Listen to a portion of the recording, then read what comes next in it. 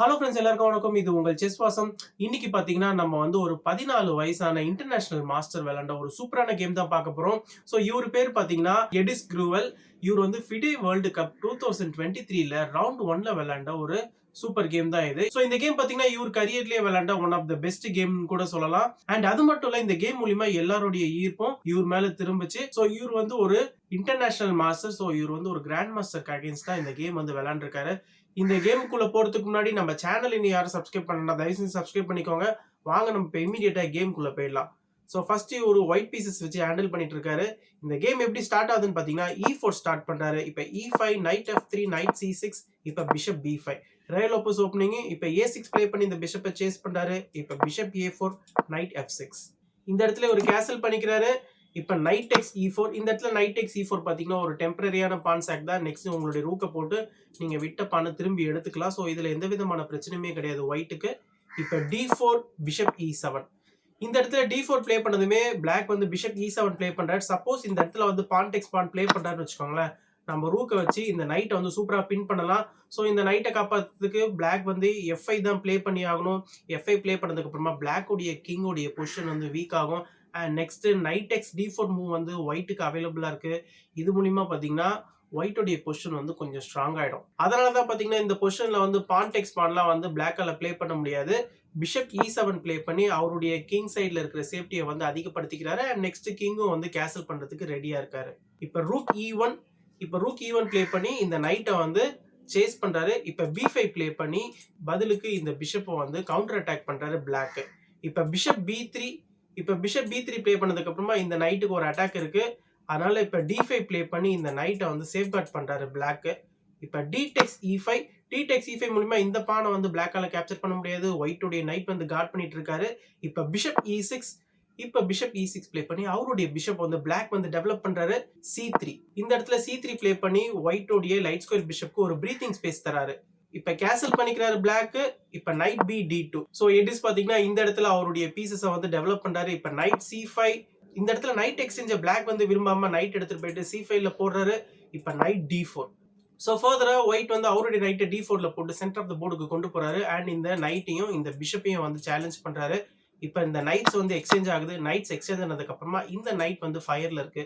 இந்த இடத்துல வந்து பிளாக் இந்த பிஷப் வந்து கேப்சர் பண்ணல. இன்ஸ்டெட் அவர் நைட் D3 ப்ளே பண்றாரு. நைட் D3 ப்ளே பண்ணி ஒயிட்டுடைய பேஸ் ரேங்க்ல வந்து இந்த பிஷப் அண்ட் இந்த ரூக்கெல்லாம் வந்து அட்டாக் பண்ணிட்டு இருக்காரு. முக்கியமா இந்த ரூக் வந்து இப்ப அட்டாக்ல இருக்கு. அதனால இந்த இடத்துல எடிஸ் வந்து ரூக் E3 ப்ளே பண்ணி பதிலுக்கு பிளாக் உடைய நைட்டை வந்து அட்டாக் பண்றாரு. இப்ப நைட் டெக்ஸ் C1. இப்ப திருப்பி ரூக் டெக்ஸ் C1. நைட் டெக்ஸ் C1க்கு அப்புறமா இப்ப ரூக் டெக்ஸ் C1 வந்துச்சு. நெக்ஸ்ட் இந்த இடத்துல ரூக் பேட்டரி ஃபார்ம் பண்றதுக்கு ரெடியா இருக்காரு ஒயிட். இப்ப A5 புஷ் பண்றாரு பிளாக். A5 புஷ் பண்ணி நெக்ஸ்ட் இந்த பானை நீங்க A4 புஷ் பண்ணீங்கன்னா பிஷப்க்கு இங்க வந்து ஒதுங்கிறதுக்கு ஒரு ஸ்பேஸ் இருக்கு. இப்ப ரூக் EC3. இந்த இடத்துல ரூக் பேட்டரி ஃபார்ம் பண்றாரு. ரூக் பேட்டரி ஃபார்ம் பண்றது மூலமா இந்த பானை வந்து த்ரெட்டன் பண்றாரு. இப்ப A4 ப்ளே பண்ணி இந்த பிஷப்பை வந்து திருப்பி அட்டாக் பண்றாரு. சோ நம்ம கண்டிப்பா இந்த பிஷப்பை வந்து சேஃப்கார்ட் பண்ணியே ஆகணும். அதனால இப்ப பிஷப் C2. பிஷப் C2 மூலமா இப்ப ஆட்டோமேட்டிக்கா ஒயிட்டுடைய ரூக் வந்து கனெக்டடா இல்ல. இப்ப A3 புஷ் பண்றாரு. ஃபர்தரா A3 புஷ் பண்ணி என்ன பண்றாருன்னா ஃபர்தரா பிளாக் உடைய பான்ஸ் எல்லாம் இந்த சைட்ல பிரேக் பண்றாரு. ஏன்னா இந்த சைட்ல பிளாக் உடைய ரூக்கு அண்ட் அவருடைய இந்த பிஷப்ஸ் எல்லாம் பாத்தீங்கன்னா நல்லா ஆக்டிவேட் பண்ண ட்ரை பண்றாரு. இப்ப B takes A3 ப்ளே பண்றாரு. இந்த இடத்துல பிஷப் டெக்ஸ் A3. ஆக்சுவலா நீங்க பிஷப் டெக்ஸ் A3 ப்ளே பண்றதா கரெக்டான விஷயம். நீங்க ரூக் டெக்ஸ் A3 ப்ளே பண்ணீங்கன்னு வச்சுக்கோங்களேன், நம்ம அழகா பிஷப் எடுத்துட்டு வந்து இங்க போட்டுலாம். இந்த பானுக்கு ஒரு சேஃப்கார்ட் இருக்கும். அண்ட் இப்ப இந்த ரூக் பாத்தீங்கன்னா ஒரு ராங்கான ஸ்கொயர்ல மாட்டிக்கிட்டாரு. இப்ப பிளாக்கு வந்து ஒரு டெம்போ வேஸ்ட் ஆகும். சோ எனிவே பிளாக்கும் பாத்தீங்கன்னா கரெக்டா ப்ளே பண்ணிருக்காரு. பிஷப் டெக்ஸ் A3. இந்த இடத்துல இப்ப என்ன ஆகுதுன்னா ரூக் B1 ப்ளே பண்றாரு. இப்ப இந்த பிஷப் ரூக் அட்டாக் பண்ணிட்டு இருக்கிறதுனால இப்ப ரூக் B1 வராரு. இப்ப C5. இந்த இடத்துல C5 ப்ளே பண்ணி என்ன பண்றாரு, பிளாக் வந்து ஒரு பானை வந்து சாக்ரிஃபைஸ் பண்றாரு. ஆக்சுவலா பிளாக் பான் சாக்ரிஃபைஸ் பண்றதுக்கான ரீசன் என்னன்னு பாத்தீங்கன்னா அவருடைய இந்த லைட் ஸ்கொயர் பிஷப் வந்து ஆக்டிவேட் பண்றதுக்காக தான். இந்த இடத்துல வந்து கேம் எப்படி கண்டினியூ ஆகுதுன்னு பாத்தீங்கன்னா D takes C5. D takes C5க்கு அப்புறமா இப்ப இந்த பானை வந்து நம்ம ஃப்ரீயா புஷ் பண்ணிக்கலாம். அதனால இப்ப D4 புஷ் பண்ணி இந்த ரூக்கை வந்து அட்டாக் பண்றாரு.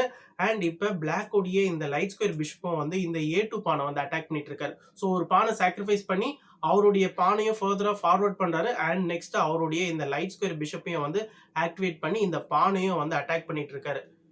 இப்ப ரூக் G3 ப்ளே பண்றாரு. இந்த ரூக் அட்டாக்ல இருக்கு இல்லையா, அதனால இந்த இடத்துல எடிஸ் வந்து ரூக் G3 ப்ளே பண்ணி டைரக்டா பிளாக் உடைய கிங்க வந்து ஸ்கேன் பண்றாரு. இந்த இடத்துல இப்ப பிளாக் என்ன பண்றாருன்னா ஒரு பெரிய பிளண்டர் பண்ணிடுறாரு. அவர் சிம்பிளா பிஷப் டேக் C5 ப்ளே பண்ணிடுறாரு. பிஷப் டேக் C5 பாத்தீங்கன்னா ஒரு பெரிய பிளண்டர். இந்த இடத்துல ஒயிட்டுக்கு வந்து ஒரு பிரில்லியன்டான மூவ் இருக்கு. அது என்ன மூவ்ன்றது வேணும்னா நீங்க வீடியோவை பாஸ் பண்ணிட்டு ஸ்பாட் பண்ணுங்க. இந்த இடத்துல எடிஸ் ப்ளே பண்ண பிரில்லியன்டான மூவ் என்னன்னு கேட்டீங்கன்னா bishop takes H7 check. Bishop takes H7 பாத்தீங்கன்னா ஒரு பிரில்லியன்டான மூவ். கண்டிப்பா இந்த பிஷப்பை நம்ம வந்து அக்செப்ட் பண்ணி தான் ஆகணும். நீங்க இந்த பிஷப் அக்செப்ட் பண்ணாம உங்களுடைய கிங் வேற எங்கேயாவது கொண்டு போனீங்கன்னு வச்சுக்கோங்க. நெக்ஸ்ட் குயின் H5 வருவாரு. திருப்பி உங்களால இந்த பிஷப்பை கேப்சர் பண்ண முடியாது. சோ இதுல இருந்து பிளாக்கு ஏகப்பட்ட பிரச்சனை இருக்கு. அதனால பிளாக் இந்த இடத்துல இந்த பிஷப் அக்செப்ட் பண்ணிக்கிறாரு. இப்ப குயின் H5 செக் வருது. குயின் H5 பாத்தீங்கன்னா ஒரு ஸ்மார்ட்டான மூவ். இப்ப திருப்பி கிங் வந்து இந்த G8 ஸ்கொயருக்கு வந்து தள்ளப்படுறாரு.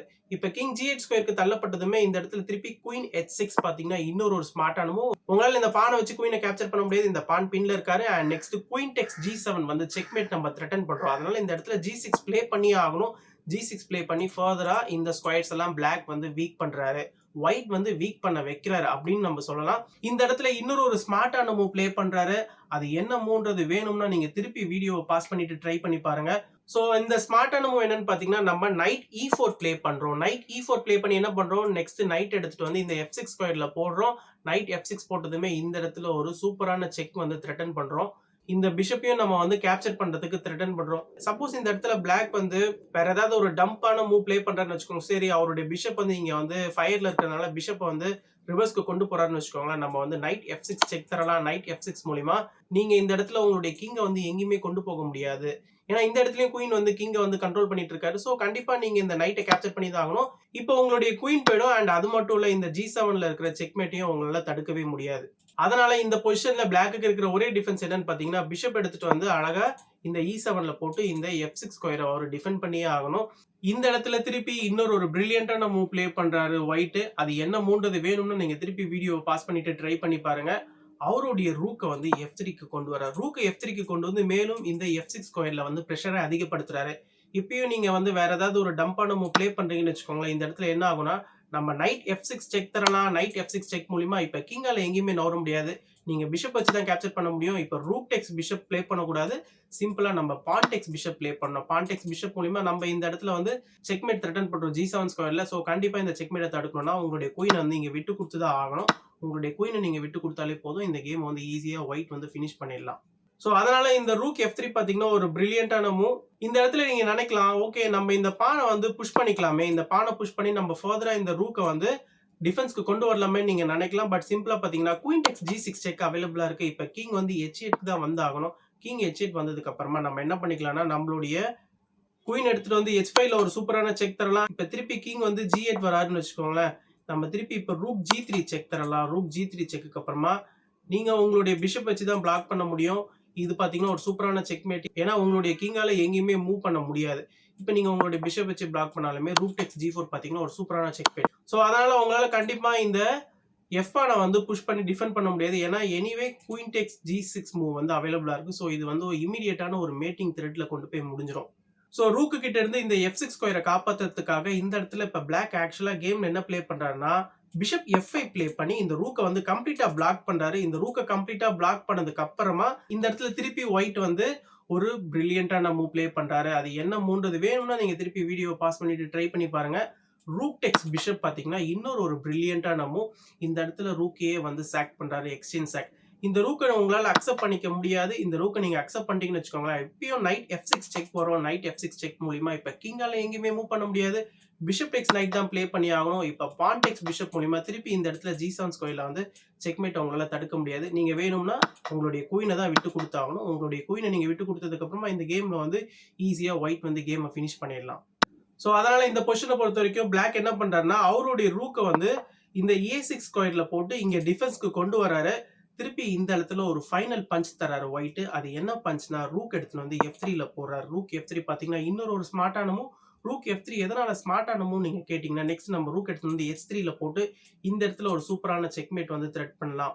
நீங்க இந்த இடத்துல F6 ப்ளே பண்ணாலுமே இந்த இடத்துல நம்ம வந்து குயின் டெக்ஸ் G6 ப்ளே பண்ணிக்கலாம். இப்ப கிங் H8 வந்ததுக்கு அப்புறமா சிம்பிளா என்ன பண்ணலாம்னா ரூக் H3 வந்து ஒரு சூப்பரான செக்மேட்.